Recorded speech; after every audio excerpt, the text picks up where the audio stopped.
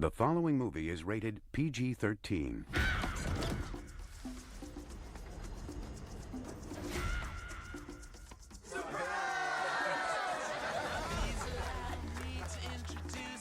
I'm retiring. Well, in that case, what are we drinking? Same for the goddaughter. Dad told me you found something. On a train during the war. A dial that could change the course of history. Why are you chasing the thing that drove your father crazy? Don't move. We need to get out of here. Stop! Sorry. Helena! Dr. Jones, get him.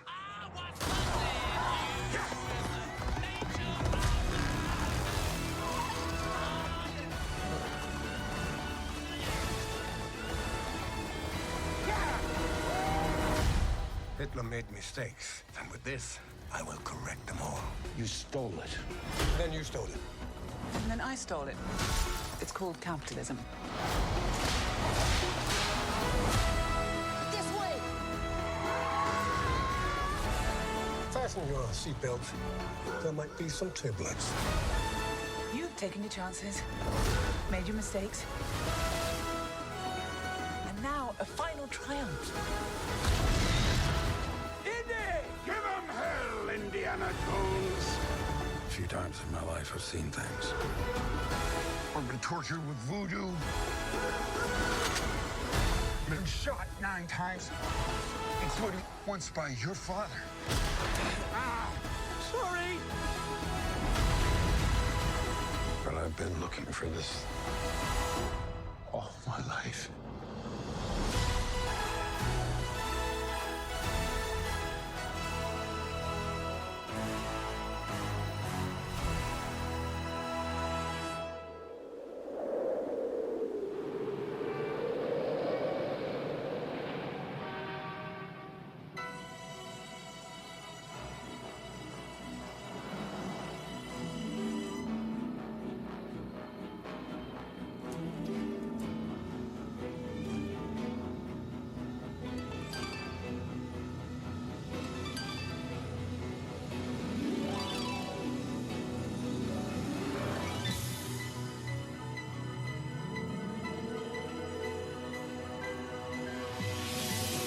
It's the 10th year of my movie month. 30 movies, 30 days. Movie month, 30 podcasts, 30 days. Movie month, 30 movies, 30 days, 30 podcasts. It's year 10.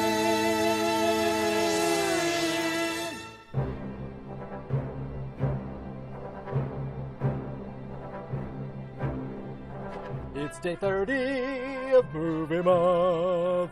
It's day 30 and I'm in my car.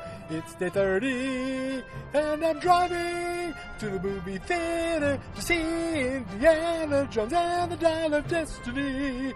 Here I come. I am driving and I'm all alone. Couldn't get anyone to come with me. But that won't stop me, 'cause I am going to see this movie now. Don't want to hit that rabbit.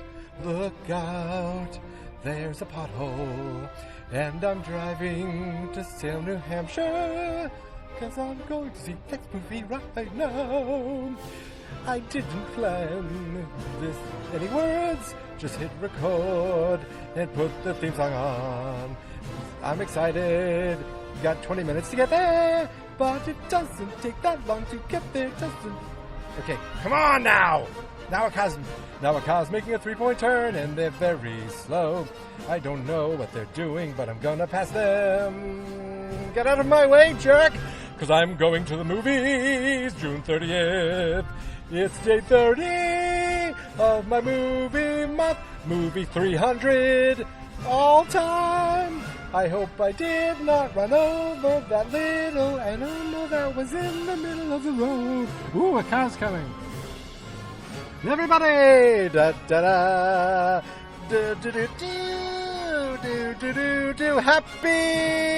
June 30th, everybody!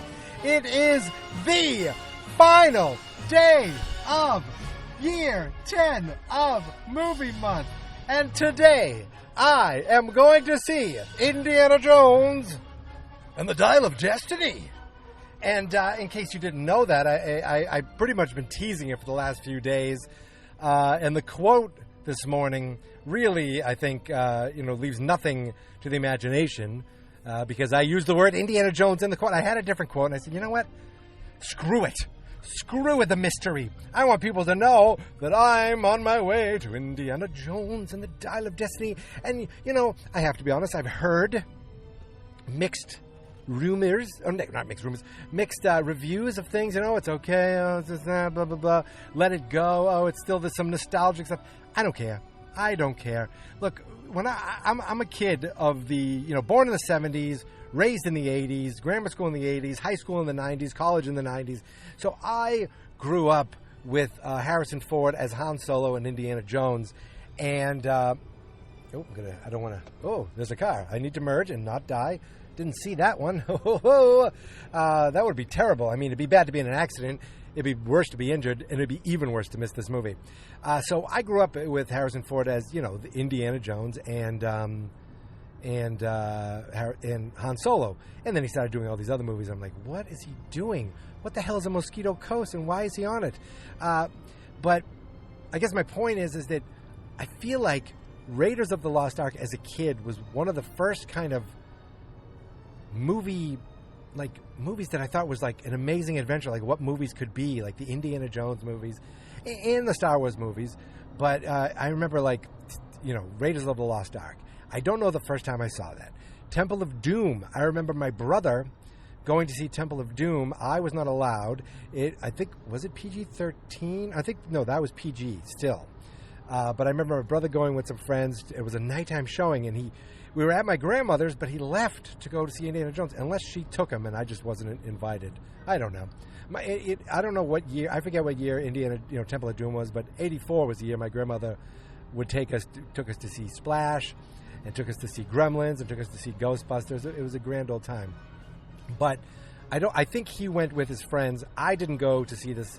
I probably saw it, on home box office or home video with a video VHS, which stands for Video HS. What the hell does VHS stand for? VCR stands for Video Cassette Recorder. Dude, stay in your own lane. I'm on my way to the movies. But I don't know what VHS stands for. Video High Quality. I really don't know. That's crazy. That is weird. Now I'm stuck on this. But anyway, I'm sure I saw it at home. The Last Crusade, I went to see in the theater. 89 was also a pretty amazing year for movies. Oh, my God. What the frig is this? Oh, my God. I've hit traffic. I am like a mile away. Okay, the movie doesn't start for another 20 minutes, and yet there's 20 minutes of trailers and commercials, so I should be okay. I'm the next exit off, the highway.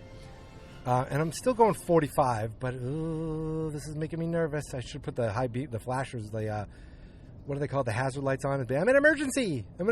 Henry Jones Jr. needs me. So I remember loving The Last Crusade, loving it. And then years later, I can't believe they're making a new Indiana Jones movie. They're getting the gang back together. Spielberg and George Lucas and Indiana Jones, and I saw it twice in the theater. The reason I saw it twice in the theater is that, and I think my brother knows this by now, but I was planning on going to see it with my brother and our friend Dave, and then the night before, my other friend Dave and his wife at the time and their kids were like, "Let's go see Indiana Jones. Come on, Mikey, let's go." I was like, okay. So I went to see it with them. Then I went to go, I think it was the next night, I went, traffic's fine. I'm going to breeze a few 65 miles per hour. I'm almost there. Phew, that was troublesome. So I went to the next night, and I just kept my mouth shut, and I just went in saying, okay, I'm going to watch it again. And I remember enjoying a couple things. I think I liked the quicksand. That made me feel like Indiana Jones.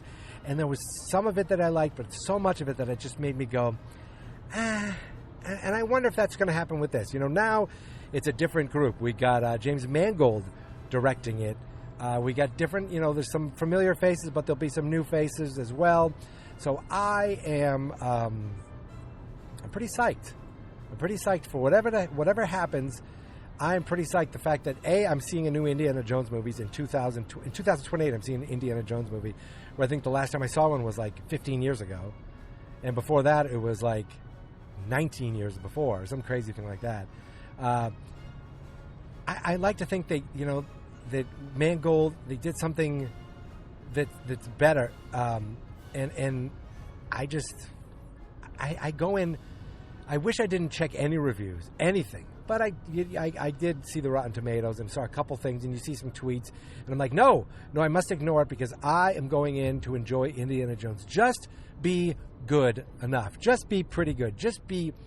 Okay, wait, I'm off the highway already, taking a left onto Mall Road. Wow, the mall is on Mall Road. Wow, that worked out. Also known as Route 38 in Salem, New Hampshire. If you ever look up the Tuscan Village in Salem, New Hampshire, it used to be this thing called the old Rockingham Racetrack that was here forever, like horse racing. Then I think there was a terrible fire. It might have been before I was born or when I was a little kid, like terrible fire, like, horses lost, all that kind of stuff. But okay, lady, like how close are you in this car? But then the track was still there forever. And it was like they had like a poker room and off-track betting and all kinds of stuff, I guess. So that was up until like maybe a few years ago. This dude who owns a pasta company bought all the land and has redone it all. So there's like a huge shopping center, hotels. I don't know what the hell hotels coming for, unless you want to go to Canterbury Lake Park, office park, shopping. I said all that, restaurants, but also the mall at the same time opened up a thing called Cinemagic. A theater, Cinemark, not Cinemagic, Cinemark Theaters. And again, I have this opened in 2019, right at the time for the rise of Skywalker. And then, of course, COVID, flatlined it for a while, Cinemark. And so, you've heard me say a million times, I haven't been to the movie since 2019. But here I am going to my third film this year, third film in the theater.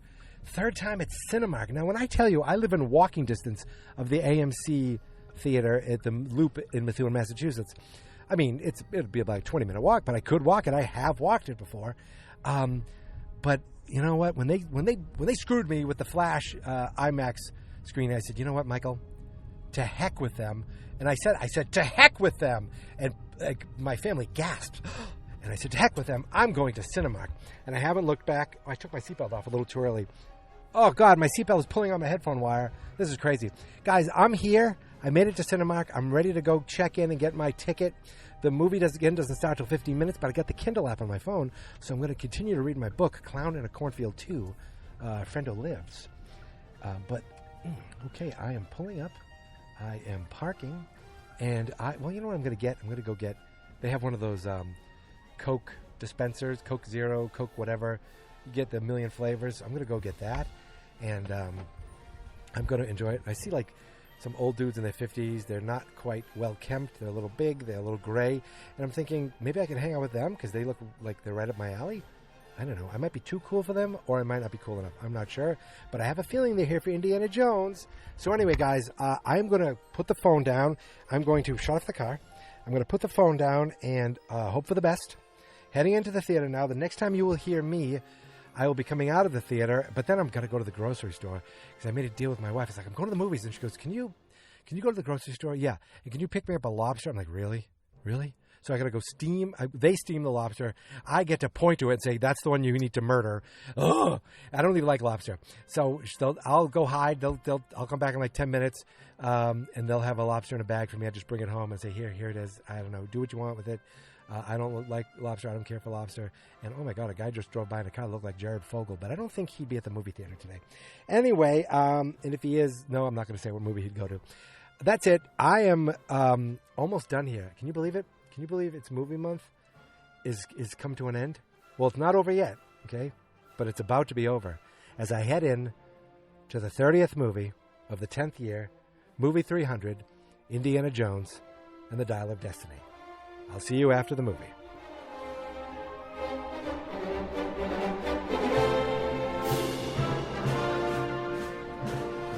Well, I did it. I achieved another year of movie month success. I just finished movie 30. 30 movies in 30 days. And now you're hearing my seatbelt chime because I don't have my seatbelt on.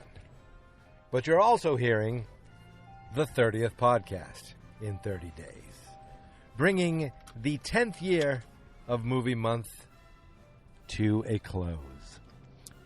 Yes, I just literally 5 seconds ago, well, I ran to the little boy's room, but maybe 35 seconds ago, I walked out of Indiana Jones 5, Indiana Jones and the Dial of Destiny. Now, if you haven't seen the movie yet, which there's a good chance some of you may not, I am not going to spoil it yet. As I may have told you, I'm going to get a lobster for my wife, so I'm going to talk a little bit in the car about that. And then I will go into the grocery store, get myself something to eat. I'm not going to eat a lobster. It's not happening. No interest. You give me lobster meat, fine. But you're going to give me a lobster and you want me to, I don't know, tear it apart to get to it? No, thank you. No, thank you. You don't give me a chicken with feathers, do you? No. You give me a chicken with batter. So anyway, what the hell am I talking about? Oh. I just got to pay attention to these little rotaries I got to go around here. So, I'm not going to spoil it now. But when I come out of there, I will be fully full, whatever that means. So, if, you haven't seen it yet and you don't want to be spoiled, you can not stop listening or wait. You can wait until you see it and then come back and revisit. Maybe download it again to give me an extra download. I don't know. It's just a thought. But anyway, Indiana Jones and the Dial of Destiny. I hate that I read anything on this. I hate that anyone says it's okay. It's just kind of eh. And I because I don't want it to cloud my judgment, but I try not to let it cloud my judgment. But I always say, well, then why do they say this? Is this? And so my just to give you my verdict is, it was an enjoyable movie. I liked it. There were good things in it, and I wasn't sure if we were going to get a wow moment. I feel like they went for the wow moment, and I think I was like, I wanted to see something happen, and I was like, are they going to do this? Are they not going to do it? And they fully committed. I'll talk more about it after the lobster, but I enjoyed it. But it's funny when they showed the cast at the end. Oh, you know what? That might be spoiling things. I thought Harrison Ford, it was great to see him back in the Indiana Jones outfit. They talked about de-aging him. That didn't bother me at all during the de-age moments, because it's just, moments. It's not the movie. And Phoebe Waller-Bridge, I believe that's her name. I thought she was very good. It was a good character, and she was a good performance as the character. And a lot of the time I'm watching this, I'm going, it's like adventure. There was nothing. I mean, you're in your fifth movie of a series, but I wasn't seeing anything like, whoa, look at that. I'm watching these things and I'm going, wait a minute, why? Like, I'm asking myself questions along the way, like, okay, so now they're going here and they're going there, and you have your chase scenes and you have your fight scenes, and all of it was pretty good. And that's how I felt about the movie as a whole. Like, oh, this is pretty good. It didn't blow my mind. It didn't, again, there was no wow factor, except, there were things that I'll talk about more in spoilers. Look at that old lady. Like, she can barely park. And she, take another draw on that cigarette, old lady. So there were things, there was nothing. Okay, here's the thing. Are you going to hit me? Oh, my God, the way you drive. There was nothing I disliked. There was nothing where I said, oh, my God, are you kidding me? Nothing. There was, when I saw Crystal Skull, I texted my brother immediately. I go, because he was flying, he was in Florida, and he was like, you got to let me know. And I just sent him an indie gift that said yes. And he's like, good? Question mark, question mark, question mark. I go, yes, good. I enjoyed it. I go, we don't have a Crystal Skull situation. It's not a Crystal Skull situation. I saw Crystal Skull twice in the theater, 2 times in a row. I told you that already. And there was never a, what? Never a, this is like ridiculous. Nothing like that. No rolling of the eyes, nothing like that. So that alone makes me, enjoy it more. Was there a moment where I went, yes? And like, I don't know. Not really. But the entire time I'm watching it and I'm thinking, I'm enjoying this. This is a good kind of adventure they're going on. Okay, I get what they're going. But it's like you have to find this piece and then this piece and then this piece to this piece, and I'm fine with that because if you're gonna bring me to crazy locations and excitement, I'm in for it. And sometimes I felt like they delivered, and sometimes maybe not. They didn't deliver as much, but all in all, still an enjoyable long movie, but enjoyable. And maybe I'll go into more details of things that I question of, and not really question, but just I'll go into more detail. But I'll do it after I pick up friggin' lobster. Ugh. But I'm gonna get myself. Probably just going to get... I mean, it's a grocery store. It's not like this is some seafood place. I'm going to my normal, every Sunday grocery store, go to the seafood section, pick out an unlucky lobster, and then I'm going to get myself some dinner. But I'm not going to eat that dinner until after I go home and walk my dog. But that will be when I continue talking about, the movie. And really, the end of the spoiler-free moment is now, here on out, warning, I am going to spoil this movie tremendously. I'll see you after the lobster.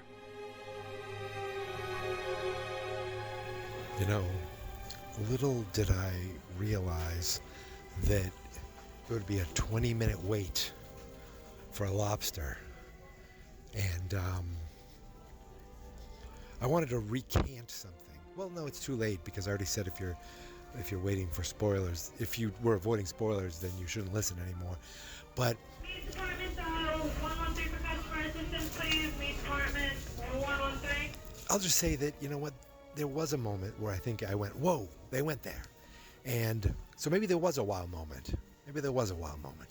Anyway, I have like 16, 17 minutes left to wait. And right now I'm walking up and down the...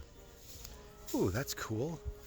They make a Pup Patrol anti-cavity fluoride rinse. Looks good. It's a fun... Now, I'm too old to get it, but it looks like a good rinse. Anyway, yeah, I'm walking up and down the aisle that has fluoride rinse. But I'm not going to keep you any longer. Let me just wait and get the lobster. I'll go get a few things for myself. And they still have PERT and PERT Plus. Interesting. So anyway, now I will leave you, and I will see you home later tonight when I get... Oh, no, actually, I'll be in the car. You know what I mean? I will talk to you again once I'm back in the car. Who knows? Maybe I'll want to keep talking when I get home. I don't know. But I will get back to shopping. All right. You've been warned. You've been warned multiple times. Going forward now... by the way, 20 minutes for one lobster. There was a dude in front of me who got 4 lobsters. There was another guy who got like 6 lobsters, like still alive. I didn't get to pick out the lobster. I just said, 1 lobster steamed, please. And they said 20 minutes. I said, okay, I'm going to go wander around the store. I got myself some sushi. So boom, 2 can play at that game, Tammy. Now, I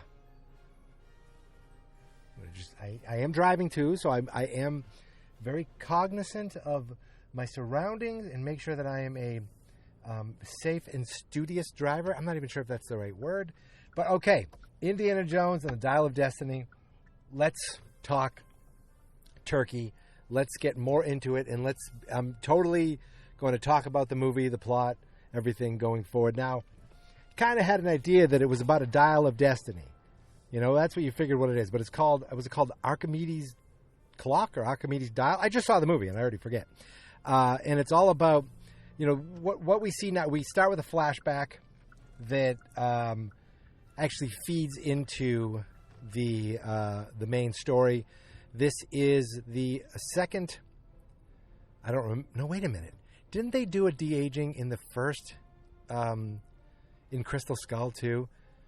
Like, not as good, but like they did a quick one with him on a boat, right? I've seen it. Well, I've seen it twice. But the de-aging obviously is better in this. We are around. I don't know exactly in the timeline where we are. But, you know, we're in the original Indiana Jones timeline. You know, oh my God, I got in the wrong line. What a dummy, Michael. So, you know, it's Nazis. And Indiana Jones fighting Nazis, fighting against Nazis. It works. It's tried and it's true. And even when you go into the 60s, you got to still watch out for those goddamn Nazis. So they are in, you know, Nazi land? I don't know. They're on a train, and the whole first act is this flashback. It's longer than I thought it would be. This whole first act is a flashback on a train dealing with Nazis, and it's funny, the beginning of the movie isn't about this Dial of Destiny. It's about this sword, this, I forget what it was. It started with an L. Lance, I want to say. That was the sword that stabbed Jesus. So it is another like historical religious artifact, and they were still getting it for the Führer. But this was a few years after, it seems like, the fall of the Reich, because, you know, he says to one of the Nazis, "What are you doing? You know, Hitler, your Führer is in hiding. You've lost the war. It's done." And these people, they're like pillaging and stealing all this art. And, you know, you hear about or read about, or probably hear about it. I didn't really read about it. You know, Nazis stealing art and stealing gold. And we're seeing it happen here. I wonder if it's one of these things where it's like they know they're Dunsky. They know it's over. So they're just basically taking everything they can. Yeah, just drive, lady. You can just drive. It's okay. You know, don't worry about it. You can point later and drive now. Oh, right. And I'm going to just, I shouldn't have gone this way, you son of a bee. Oh, I'm going around the boot again. I'm going totally around the roundabout. Don't worry about me. You just pulled out in front of me, sir. You're supposed to yield. That's how a roundabout works. I know it's a roundabout or rotary or whatever people call it, but I like calling it a roundabout. So, they're looking for the spear, and the Nazis have it.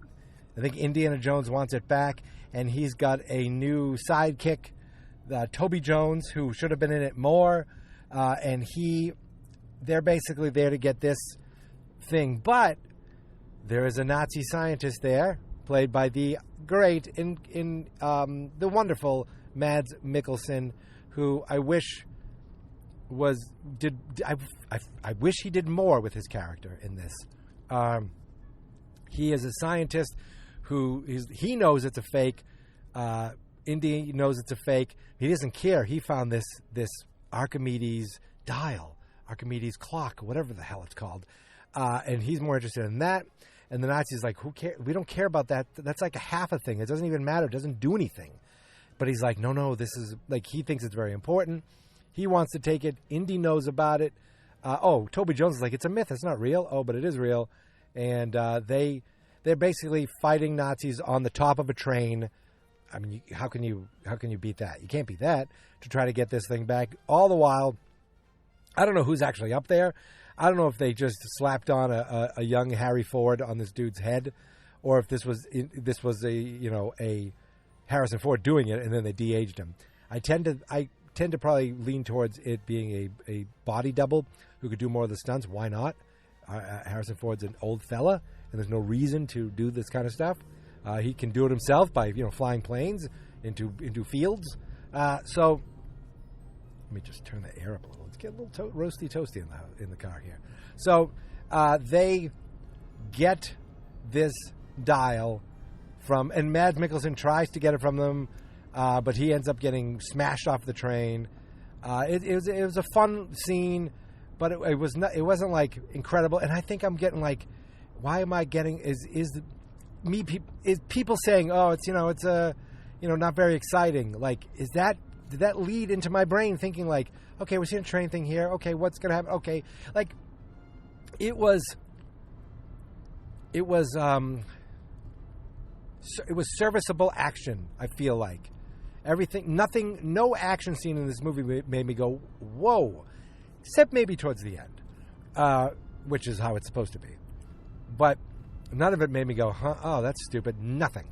So we flash forward to the 60s. We know it's the 60s because A, Harrison Ford is old, and B, the Beatles are playing. Unlike the trailer where they have the Stones playing, in the movie the Beatles are playing, and he's like, turn it down. They go, Mr. Dr. Jones, or Mr. Jones.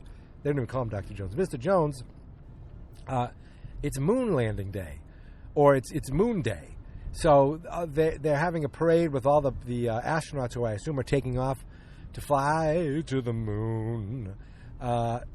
And so we kind of see there's a big parade going on. You may have seen in the well, you've seen it by now. So there's this parade going on there. While that's going on, Indy's having a class, and he's talking about Archimedes. He's talking about certain things. He loves this dial of destiny, the Archimedes clock dial, Archimedes thing, and the class is very much not into it. They don't really care, but there's a woman in the background who's answering the questions. Looks like she audited into the class, and it's Phoebe Waller-Bridge. I hope I'm getting that right. Phoebe Waller-Bridges, and she's there just talking. And then Indiana Jones goes and retires, and they're like, thank you. He's like, well, thank you for putting up for me. So for the past 10 years, he seems to live alone, and for the past 10 years, he's been a teacher at this university. Now he's retiring, and he goes for a drink, and she follows him, and she's like, you really don't know who I am? You don't remember me? And then he recognized her. She didn't have to tell him, which was good. He's like, Wombat, so that's a nickname for her. So she is Toby Jones's daughter, and Toby Jones, the actor, Indiana Jones' goddaughter. And he's like, was it Basil? Begin with a B, whatever. Toby Jones. So she's the godchild, and she says, listen, I think, my dad's been obsessing with this for years. I think it has to be by this bridge where you're the only people who know where it is, and it has to be by this bridge where there's water. Was I supposed to turn there? Crap. No, I don't think so. It talks about the train. She basically talks about the adventure because we never saw what happened at the end of that. And he's like, or he says to her, this is where I think you guys lost it. I think we can go there and have one last adventure for Indiana Jones. You can go there. So you think that's what it's going to be. And he's like, well, let me show you something. He brings him up to some archives, into a locked room where he has all this stuff in the university, and shows her, here it is. We actually had it. And it turns out there's people following her. I never know why. I think because she's a thief. Or maybe they know she's on track. But we see there's a bunch of dudes. There's a big dude who looks like a gianter, that's a word, a bigger version of Gronk. And we see Boyd Holbrook, who's like a guy that I recognize, and I see a name with Boyd Holbrook, I'll say it, and I'm like, I know him because he's in things. Like, I think he was in Logan. Did he play a bad guy in that? And I'll just say it. Like, he is a little more recognizable face than the Gronk-looking Nazi. Maybe a recognizable name, not a household name, but maybe a recognized name. And I feel like he serves little to no purpose in this movie, except he's just a henchman. Like, he has one scene where he shoots someone, and you go, oh, they're really bad. And then here on out, he's pretty much a henchman. That's how I saw him.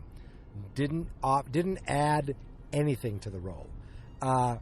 So he's there with this giant grunt guy with a woman. There's a black woman with like an afro. This is the 60s, and she's there, and you're like, wait, she's working with the bad guys? And then you come to find out, no, not really.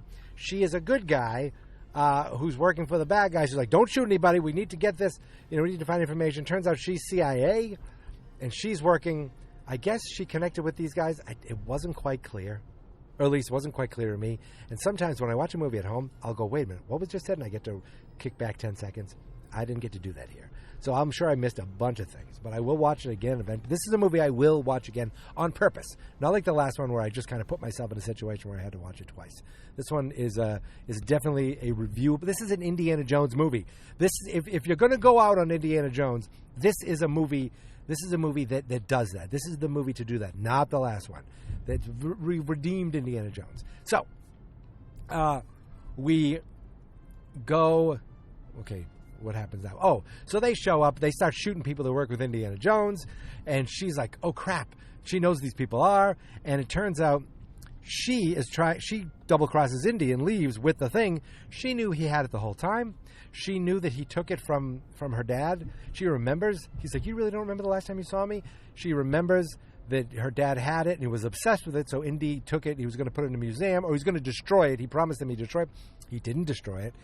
So Indiana Jones kind of caused all this, really, if you think about it.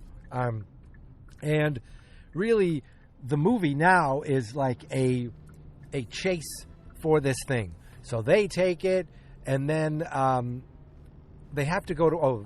They're like, we have to go to this country because we think it's here. And don't ask me why.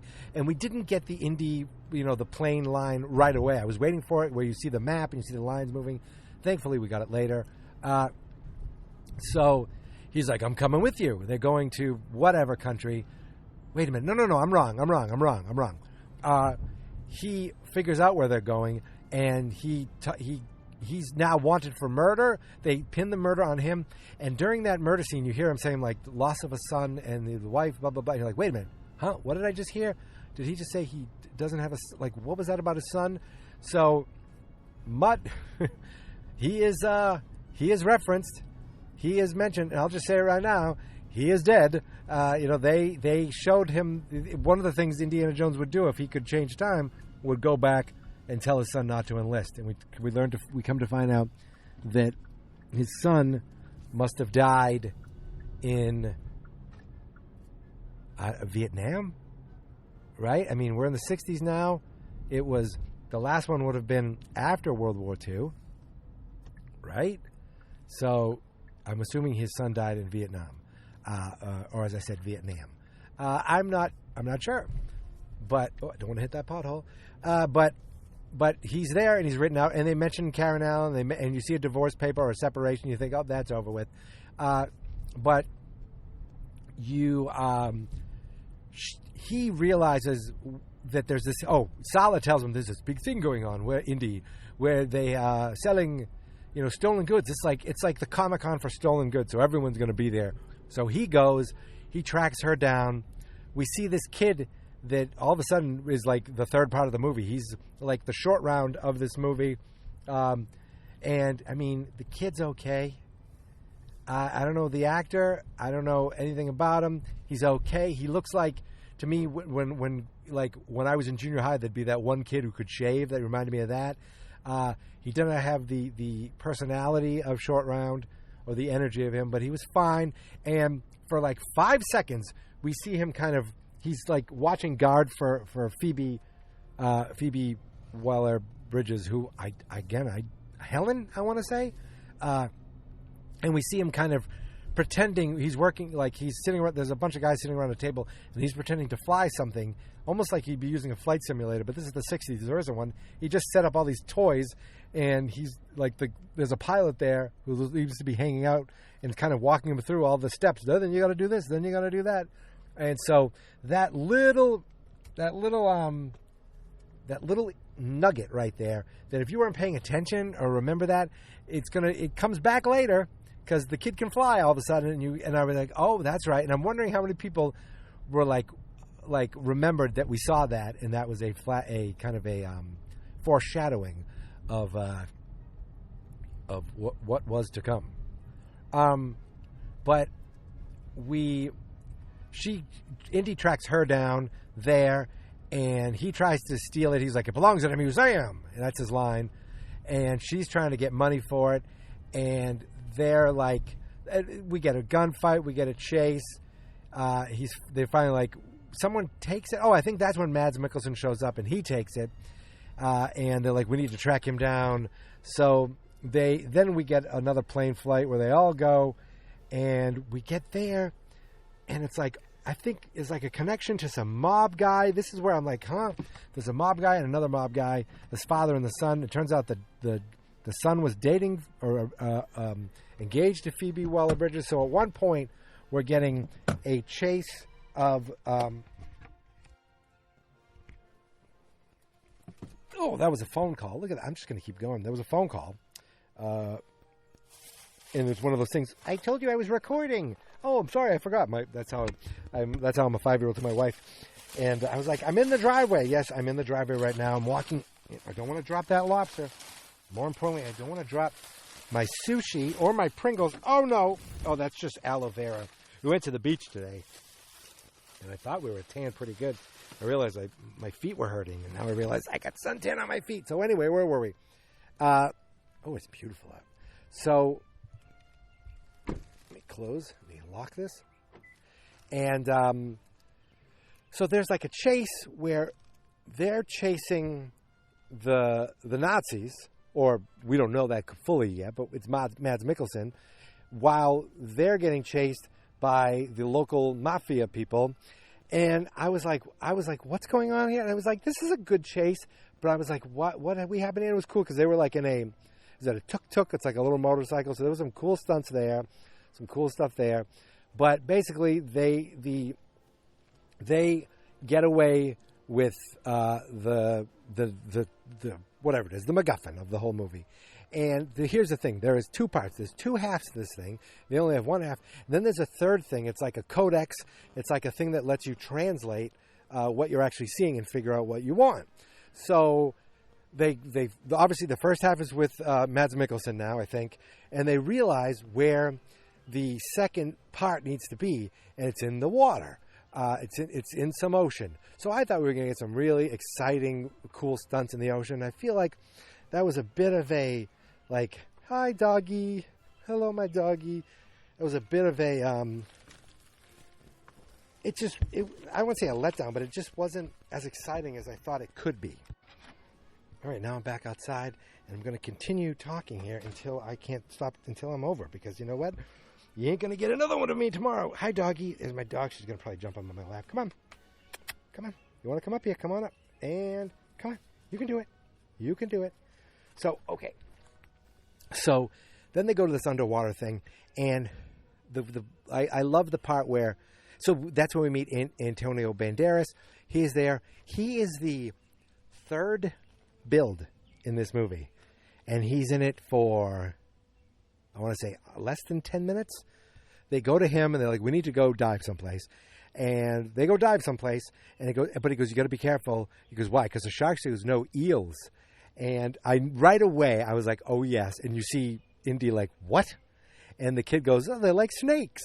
He's like, no, they're not like snakes. Because obviously Indy hates it. So that was a great little callback.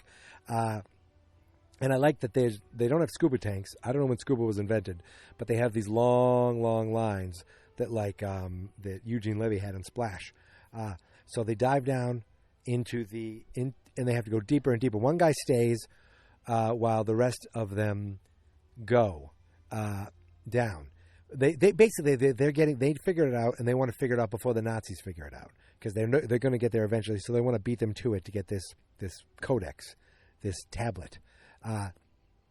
So they go down. Obviously, the eels show up, but it was a cool shot because you see a boat coming in the distance, and I liked that they stayed underwater, and you see the boat pull up, and you kind of see an action happening, and one of the guys, his line gets cut, and he dies. But Antonio Banderas, the Indy, and I want to say Helen, I'll call her Wombat because that's her nickname. I think that's her nickname. I could be forgetting that. They all come up for air, and the Nazis bring them in. They never kill them because it's almost like they need them. So, like, here's the tablet. You need to read it to us and tell us where it is. So, Indy's like, I'm not gonna do that. And Phoebe's like, I'll do it for you for $100,000. So you think she's turning on them, and she's just a profiteer again. But she starts reading all these things about it's in this grave, and she says where it is. But you realize she's got a stick of dynamite behind her the entire time, and you're like, oh, she's telling them stuff, but she's not. She didn't quite turn on Indiana Jones, so they. What the hell am I talking about? Oh, so while this is going on, I forgot they shot Antonio Banderas. He was there and he's gone. He's dead. Again, third build. And then Karen, I spoiled it. Karen Allen's fourth build. We see her 30 seconds at the end. It's good to see her. It felt right. It felt right. So the boat thing happens. She tells him, and she goes, one more thing, and she goes, dynamite. She didn't say that, but she rolls it at them, and I was like, there's a lot left on that wick. You better, they could have just been like, oh no. So they kick it to the bottom of the boat. It explodes, but they get off. The three of them, right? Wait a minute. Did they steal the kid yet? No, they got the kid. So they get on the boat that the Nazis showed up, take away, and she's all excited, and Henry's like, he's like, why are you so excited? She goes, it was a great adventure. He goes, they killed a good friend of mine. She's like, oh, right. Sorry about that. But he's like, you told them everything. She goes, not everything. She misdirected them to the wrong location. Again, I don't know how they showed up at the right location, but she misdirected them to the wrong location. And she's like, well, look at that. What do you see on that? He's like, it's wood. Did he say waxwood or something? He goes, what else? He goes, wait a second. It's heavy. It's too heavy. And so he lights it on fire, and it melts away, and there's another thing inside it, like this big compass-looking thing that I guess tells him where to go. In the ear of Archimedes, which was like a cave. So then they head off to cave land. Do. Come together with your hands. So they go to cave land. The Nazis show up. Again, wait a minute. At some point, the Nazis get the kid, and then they go to cave land. When did that happen? So they go to, after the water, they, maybe they go back and study some more. At some point, they kidnap the kid. I don't know. I want to say his name is Steve or Nathan, but it's not. But I'm just going to call him the kid. At some point, they kidnap her. Not when they get on the boat, because they found the thing that shows them where they need to go. It might have been in the... Oh, it was in the cave. Maybe they got separated, and then they grab the kid and they handcuff him, I think. And, I don't remember. For some reason, the biggest guy there has a handcuff that fits the little kid and his giant wrist. But anyway, I feel like I'm keeping you too much anyway. They go to Archimedes' place. It's like Archie's place. That's the name of his bar, Archimedes' place. They go to his grave, and there's some cool things starting to happen. You see that, because he was all about finding time, and he created this thing, this dial of destiny. And it wasn't quite right what it was. It's a time travel machine. That's crazy. How does this machine travel? Make things. How does this machine make you travel through time? It didn't quite make sense to me. It does, but it didn't at that point. And so they go to. They think they still have the kid, but he gets away. He actually kills the guy. They fall in the water. He kills the guy, and he drowns them and ties him with he steals the handcuff key, drives them, blah, blah, blah, it doesn't matter. So they get to Archimedes' grave because that's what they think the other half is, and it turns out, yes, it is. But it's some weird things in there. They're like, Indy, this little relief on the side of the grave, on the tomb. She's like, yeah, he's like, yeah, it's a phoenix, very common. She goes, yes, but there are propellers. And They're like, oh, something's going on here. He's seen the future or been to the future. And then they look on his wrist, and there's a wristwatch. You're like, oh. And I kind of forgot about it. Like, I thought, oh, I wonder, it's proof that he did something that, maybe he has seen the future. So I thought, okay, that's their little way of saying, look, there might have been time travel in this. I never thought we'd get to where we were going. I was hoping we would, but I never thought we would. So he's like, he really did it. He figured it out. And then the Nazis show up, and they're like, give me, come on, you're coming with us. They have both pieces. They put them together. And what it is, so here's what it is. You put the pieces together. You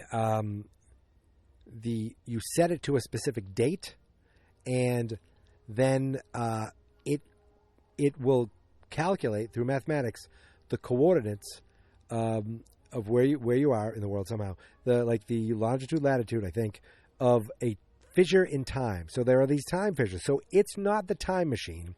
It is a calculation that shows you these fissures that you can go through to get to the time you're looking for. There. And you know what? Before anyone says, really, that's ridiculous, it's Indiana Jones. It's, you want to say you cannot base this in, scientific reality. Well, even though they're trying to say mathematics. Because in the first Indiana Jones, you got ghosts and ghouls coming out of a golden ark melting faces. In the second one, you got glowing rocks. You got dudes reaching into people's chests, pulling out hearts. In the third one, you've got a Knights Templar or something who's lived there for 1,000,000 years. You got invisible bridges.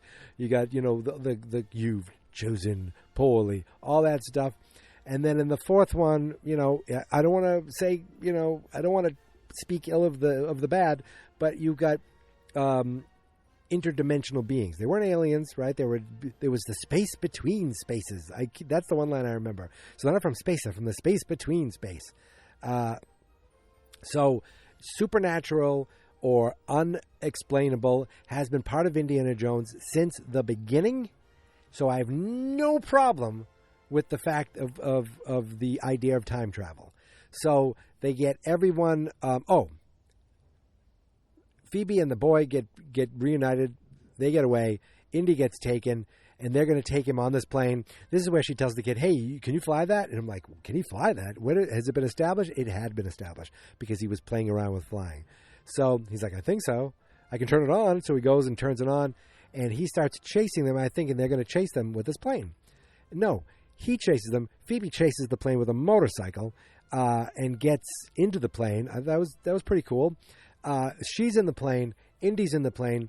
Then you get full out. Indy's like, what are you doing? What is the point of this? Where are you going? He's like, I'm going back to 1939. He's like, oh, because first he says, who are you going to kill? You're going to kill Churchill? You're going to kill Eisenhower? And he's like, I'm going to kill, I think he said, I was like, wait, what did he say? Because I believe he said he's going to kill Hitler. So he's going to go back. And guess what? Then you see Mads. He goes, yeah, by the way, I'm full Nazi. He says, my name is Schmidt. I work in Alabama. He's got an accent, but he's like, no, my name is Schmidt. Yeah, no, he's full Nazi. And he's like putting on the suit.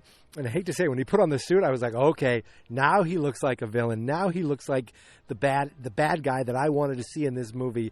And they're going to go back to 1939 to take out Hitler, and he goes, because he wants to do it right. He saw all the mistakes.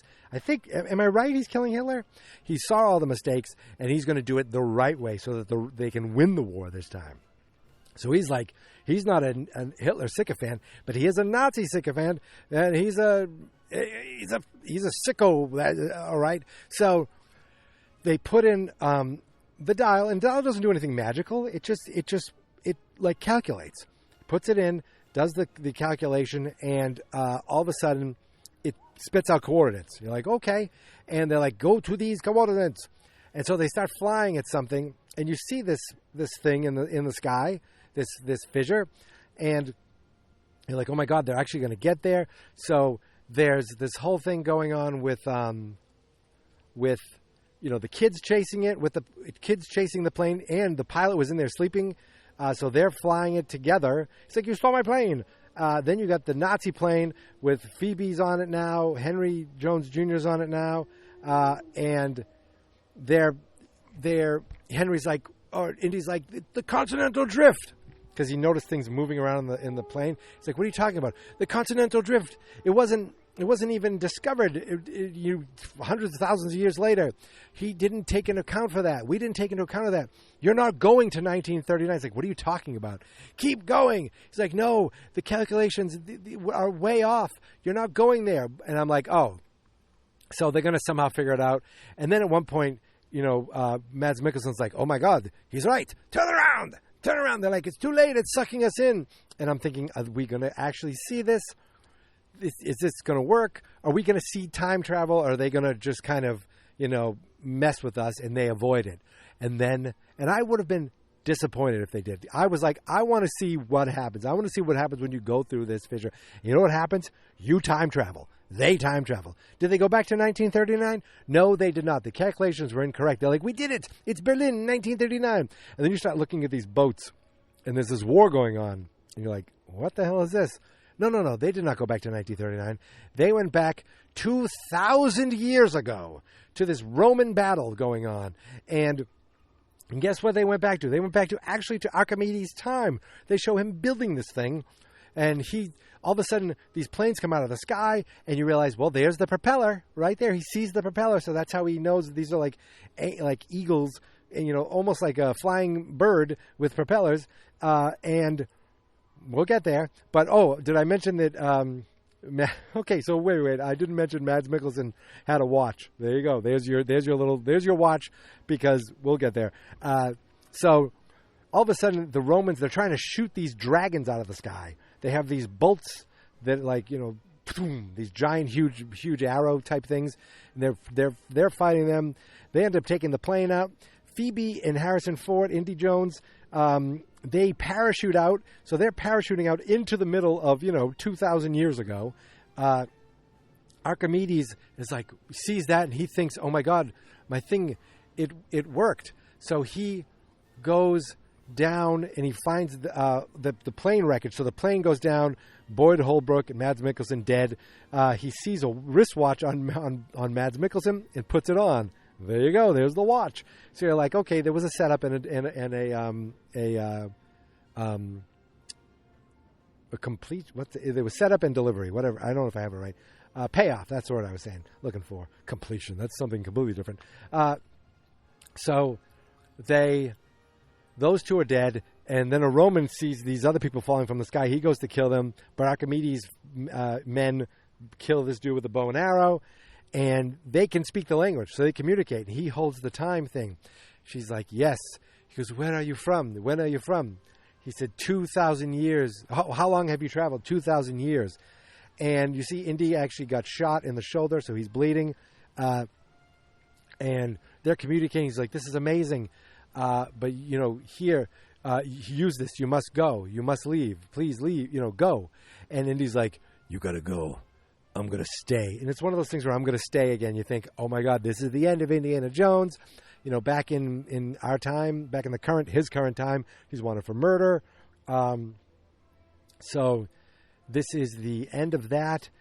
He's just going to live out his days here. He doesn't have a wife anymore. He doesn't have a son anymore. So this is it. This is his destiny.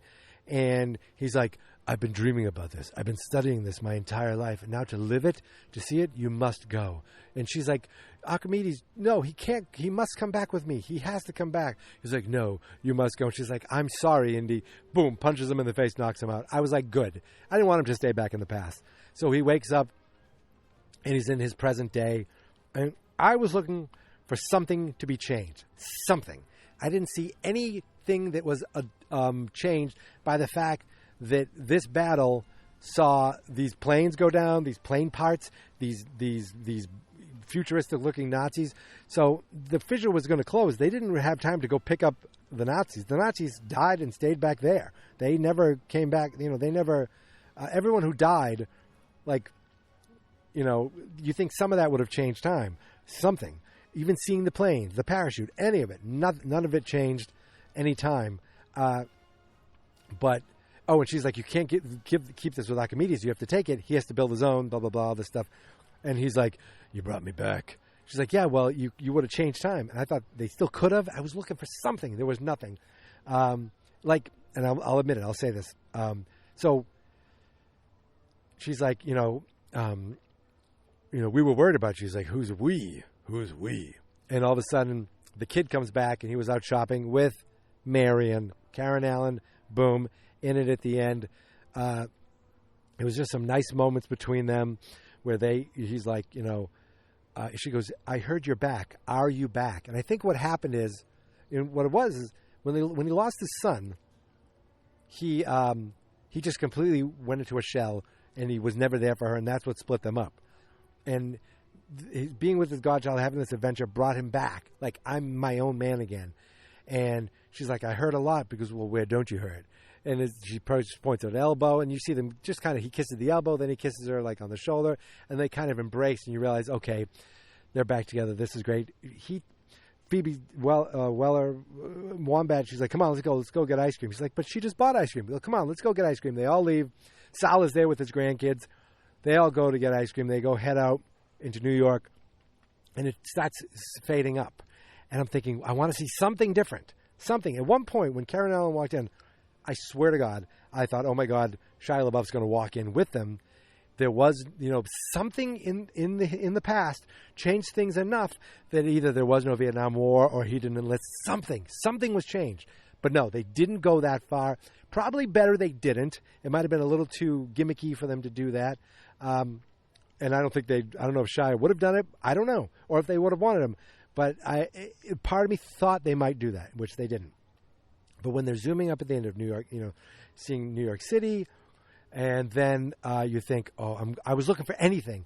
And then it pans over and you see the hat hanging out on like a clothesline. You think, almost like I'm hung out to dry. I'm done. It's over. But then, and it zooms out on the hat. You think it's over. But then you see a hand reach the hat, pull it back. Like, no, I'm not done yet. We're probably done. But he's like saying, look, I'm not done yet. And I think, rethinking that stuff, like that was a great little moment right there. And, coming right out of the movie, I thought this was good. This was a good movie. It wasn't great. It wasn't wow, but this was good. But when I talk about it, more in depth, yeah, there were things that I just thought were like, I wanted more of that. I wish there was this or this. What was going on here? But the more I think about it, I kind of love that they went for it and they traveled back in time. Why the frig not? As you said, all these other things happened. Why couldn't this happen? And they did it in a scientific way. There wasn't 1.21 gigawatts. That is the scientific way, but it was a different way. And I just was quite pleased. That's what I'll say. I was quite pleased with this movie. My God, now the more I think about it, I'm like, I think I really liked it. Like, I'm talking about things I didn't like and things that, and me, I don't remember names. I forget certain points. And I literally just see this movie and I'm like, yeah, whoever that was. There were things that I was just like, oh, that's not, nothing great there. And you know what bothered me? I'll tell you. So there's a CIA agent. There was the young black woman with the afro who just looked of the part. And of the time, the 60s. And you turn out that she doesn't realize she's working with Nazis. She's working with these guys, and she's not bad. She's not killing people, but she gets killed unceremoniously. I thought she was going to be a big part of this movie, and she wasn't. So I was disappointed with that. Antonio, again, top cast. Harrison Ford, Phoebe Waller-Bridges. I hope I got that right. Antonio Banderas, Karen Allen. Boom, right there. And then, is it John Rhys Davies? Salah, give him hell, Indiana Jones. That was funny because it's in the trailer. It's funny, and you don't know what he's doing. In the movie, he's getting him to the airport. Give him hell, Indiana Jones, and Indy almost gets hit by a car. I just thought that was a funny little thing you weren't expecting. I like that he packs his hat and his whip. Always his hat and his whip. I like that he pulled out his whip at one point, and all these guys pulled out guns. That was a nice little homage to things. So this wasn't an incredible movie. It wasn't a jaw-dropping like, oh my God, what an amazing movie! I can't believe they pulled this off. This was a good movie, a good adventure for an aging into Indiana Jones, with some good secondary cast, some secondary cast that are just like supporting cast that are just like, all right, they're okay.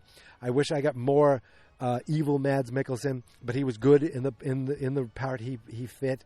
It was a long movie, but I look forward to seeing it again someday when it's on either Disney Plus, and we still got Paramount Pictures, even though Lucasfilm was owned by Disney. We got Disney and we got Paramount Pictures, but it didn't fade in on the mountain. I was like, please dissolve into the mountain. We didn't get that, but you know what?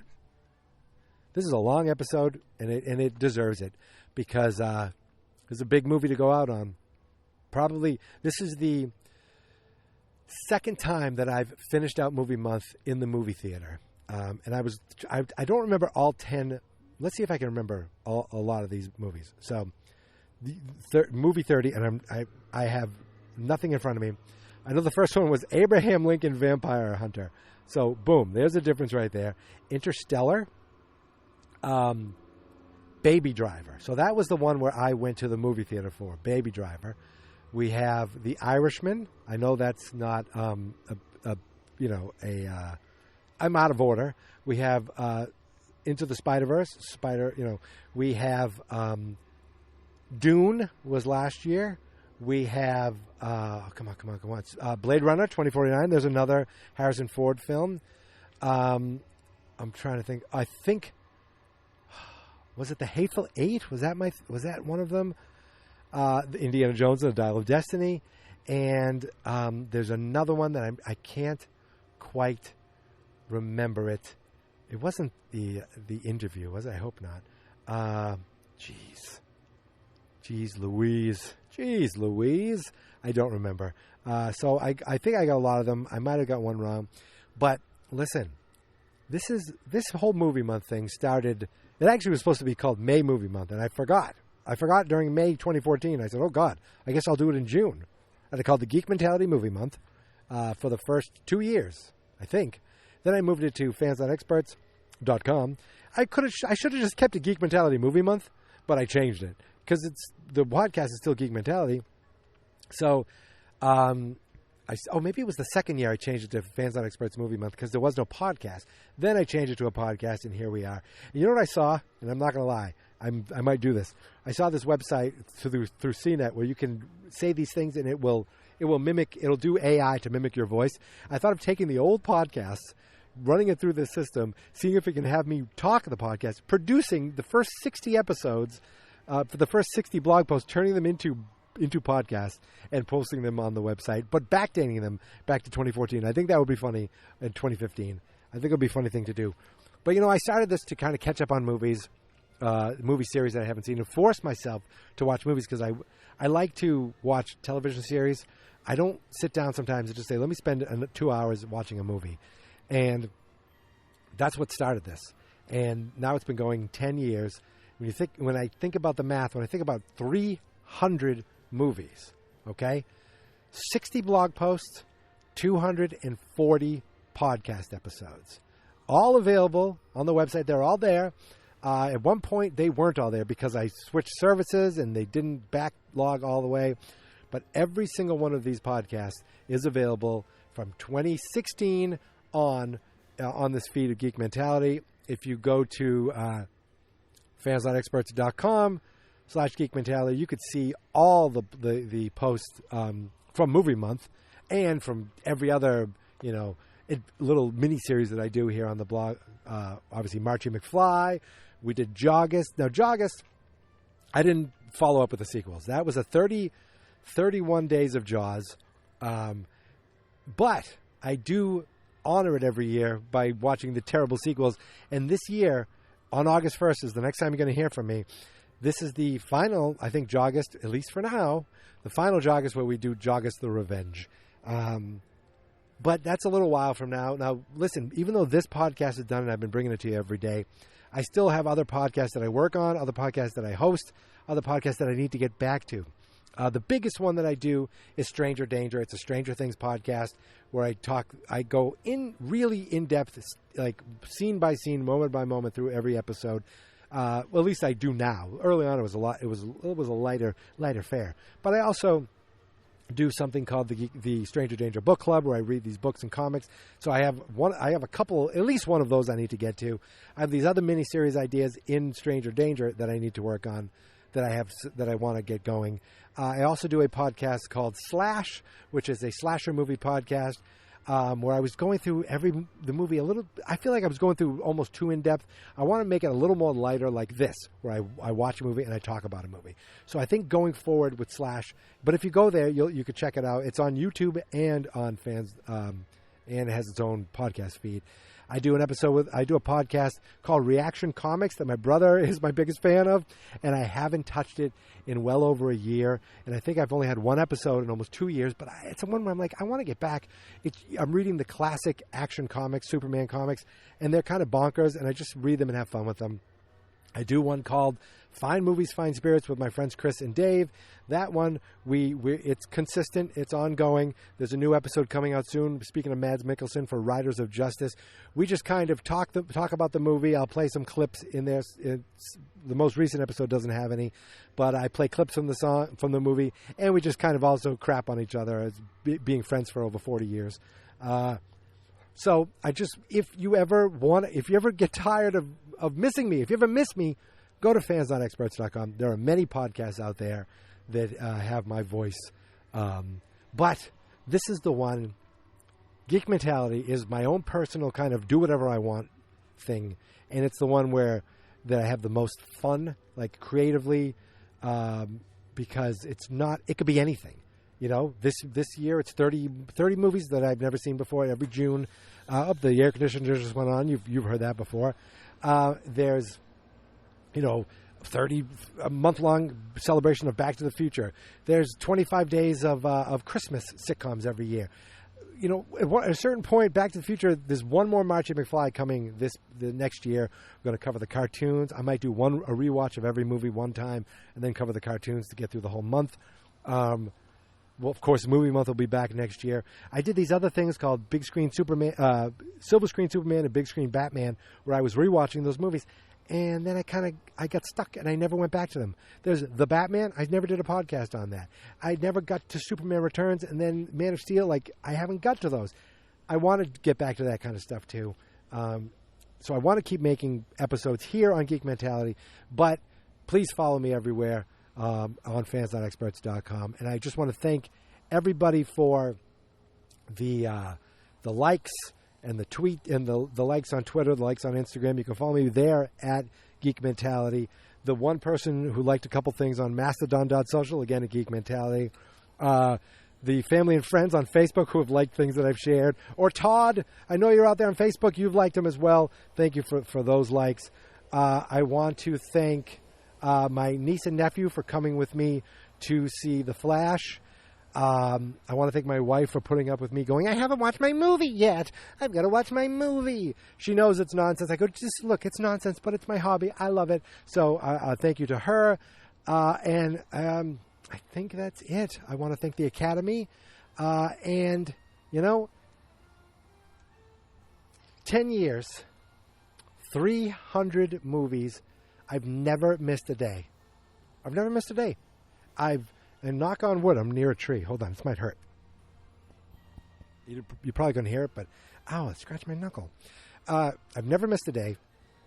My deal is, I make these rules up to myself. Get it done by midnight. And there's sometimes where I wake up, I go, did I do it? Did I post it? Did it happen? I've had those nightmares before, and they're nightmares for me. It's not like the world is missing. Is like, where is the podcast? And usually you'll probably see it the next day anyway, because I usually get them up at like 11:30.